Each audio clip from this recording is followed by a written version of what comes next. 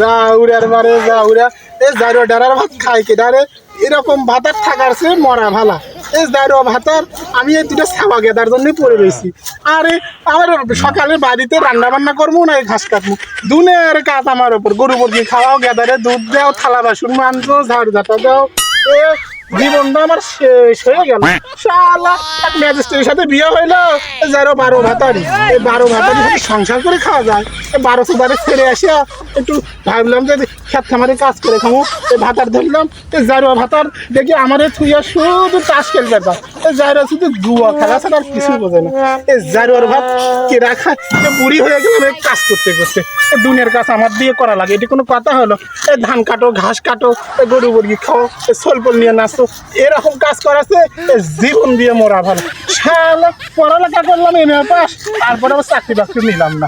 এই চাকরি বাকরিটা যদি করতাম, এই জারুয়ার কপালে কবে ঝাঁটা দিয়ে চলে যাইতো। এরকম জারু থাকার চেয়ে মরাটাই ভালো।